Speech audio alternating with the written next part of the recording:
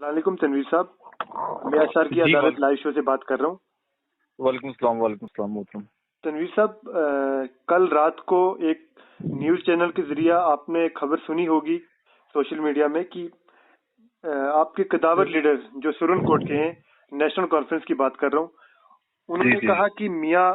قبلہ بشیر صاحب جو ہیں وہ تصویر پھیرتے رہتے ہیں، انہوں نے گجروں کے لیے کچھ نہیں کیا، اگر کیا ہے گجروں کے لیے تو انہوں نے بالخصوص اپنا نام لیا اور انہوں نے کچھ شاید بڑھانا یا کچھ ایسے کر کے کسی کا نام لیا، تو کیا روشنی ڈالیں گے اس پہ سر؟ دیکھیے، جہاں تک میاں بشیر لاروی صاحب کی ذات کا تعلق ہے تو وہ ان کی شخصیت کسی سے ڈکی چھپی نہیں ہے۔ جی بالکل۔ میاں بشیر لاروی صاحب جو ہے وہ صرف گجر طبقہ کے ہی نہیں بلکہ وہ پوری انسانیت کے رہبر تھے اور پوری انسانیت ان کو رہبر مانتی بھی ہے۔ تو مجھے سمجھ نہیں آتی کہ پیر صاحب نے کس طریقے سے یہ سٹیٹمنٹ دی ہے مشتاق بخاری صاحب نے کہ وہ تسبیح پھیرتے رہے۔ البتہ اتنا کہوں گا کہ پیر صاحب کا وہ میں نے پورا سنا تو پیر صاحب کہتے ہیں کہ میں ایک کاز کے لیے جہنم میں جانے کے لیے بھی تیار ہوں۔ تو میاں بشیر لاروی صاحب نے وہ جہنم میں جانے والی بات یا ان چیزوں سے اپنی قوم مسلم کو دور رکھا اور قوم مسلم کو یہ ترغیب دی کہ آپ کیسے جنت کے راستے پہ چلیں اور کون سا راستہ ہے جو آپ کو جنت تک لے کے جائے گا، جو کہ مشتاق بخاری صاحب کی طرف سے یہ کہا گیا کہ میں آپ کو جناب جہنم کا راستہ بتا رہا ہوں، آپ RSS جوائن کر لیجئے، آپ BJP جوائن کر لیجئے اگر آپ کا کاز حل ہوتا ہے۔ تو میں مشتاق بخاری صاحب کے وہ ایک کتنے بڑے لیڈر تھے، میں ان کے قد کی بڑی قدر کرتا ہوں اور ہمارے سینئر لیڈر ہیں، سینئر موسٹ ایک کمیونٹی کے لیڈر ہیں وہ،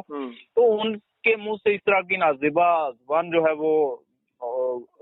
میاں بشیر لاروی صاحب کے لیے وہ قابل قبول نہیں ہے۔ میں ان کے اس بیان کی کہیں بھی جو ہے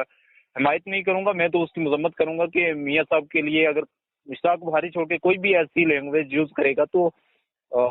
صرف ایک ٹرائب سے صرف گجر لوگ ہی نہیں بلکہ ہر قوم مسلم کا ہر فرد جو میاں بشیر لاروی صاحب سے عقیدت رکھتا ہے تو وہ اس بیان سے اتفاق نہیں رکھتا ہوگا۔ شہراز صاحب، کل جیسے ہی یہ بخاری صاحب کا سٹیٹمنٹ آیا تو اس کے بعد بڑے سارے جو دوسرے میں کہوں گا نان ایس ٹی لوگ تھے، انہوں نے بھی بخاری صاحب کے اس بیان کی کھل کے مذمت کی کہ میاں بشیر لاروی صاحب نے اگر تسبیح پھیر کے جو ہے وہ کیا ہے تو وہ انہوں نے دین کی فلاح کے لیے کیا ہے اور اللہ تعالیٰ نے ان کو سرخرو کیا ہے اس کام کے لیے۔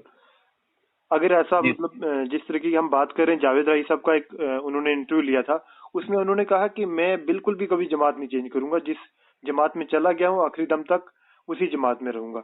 تو ایک بڑا آدمی کا جانا اور اس پہ یہ تو سامنے جھوٹ ثابت ہو رہا ہے، تو کیا روشنی ڈالیں گے کہ نیشنل کانفرنس کو چھوڑا کل PDP مطلب کوئی بھی جماعت جوائن کرے؟ عوام کے اندر جو ہے نا ایک ہوا ڈالنے کی کوشش کی گئی کہ آپ BJP جوائن کریں گے تو آپ کو یہ مل جائے گا، آپ یہ کریں گے تو آپ کو یہ مل جائے گا۔ آپ نے دیکھا کہ سینٹرل گورنمنٹ کچھ ڈیسیجنز ایسے لیتی ہے کہ وہ ہمیں پتہ ہی نہیں ہوتا، ہم رات کے اندھیرے میں سوئے ہوئے ہوتے ہیں اور صبح اٹھ کے دیکھتے ہیں تو وہ ڈیسیجن ہوا ہوتا ہے گورنمنٹ کا۔ رات کے 12 بجے جو گورنمنٹ نوٹ بندی کا جو ہے وہ اعلان کر سکتی ہے، جو گورنمنٹ ایک پلک جھپکتے دفعہ آرٹیکل 370 اور 35 ہے جس میں جموں کشمیر کے لوگوں کو قبول ہی نہیں تھا، کہیں سے سرے سے بھی کسی کو قبول نہیں تھا کہ وہ ٹوٹے، جو گورنمنٹ وہ توڑ سکتی ہے، وہ گورنمنٹ اس کے آگے کیا مشکل ہے کہ وہ پہاڑیوں کو ST کا درجہ دے۔ اب گورنمنٹ صرف یہ BJP کی گورنمنٹ جو ہے یہ مسلمان قوم کو لڑانے کی، آپس میں تقسیم کرنے کی جو ہے کوشش کر رہی ہے۔ تو میری مشتاق بخاری صاحب ہوں یا کوئی بھی صاحب ہوں، میری چاہے جاوید رائی صاحب ہوں چاہے وہ کوئی بھی ہو، میرے ان لوگوں سے یہ گزارش ہے کہ آپ برائے کرم بنا اونچ نیچ دیکھیے ہم سب ایک ہیں، ہم چاہے ہمارا کوئی ہندو بھائی ہے، چاہے وہ ہے ہندوستان تو ایک گلدستہ ہے نا، اس میں ہر طرح کے پھول ہیں، تو ہم نے ہر ایک کو برابر طریقے سے دیکھنا ہے اور جو اس پہ ہمیں تقسیم کرنے کی کوشش کریں ان لوگوں کو ہمیں بڑا مثبت طریقے سے جواب دینا ہے۔ تو مجھے نہیں لگتا کہ آپ مشتاق بخاری صاحب کے کارنامے دیکھ کے نیشنل کانفرنس کو سپریم کورٹ میں اتنا بڑا نقصان ہوگا۔ حالانکہ نیشنل کانفرنس کو مجھے لگ رہا ہے جہاں تک مشتاق بخاری صاحب کی وجہ سے یہ نقصان تھا کہ وہ کبھی سپریم کورٹ سے اس کے بعد الیکشن ہی نہیں جیت پائی۔ Okay sir, thank you for giving your precious time.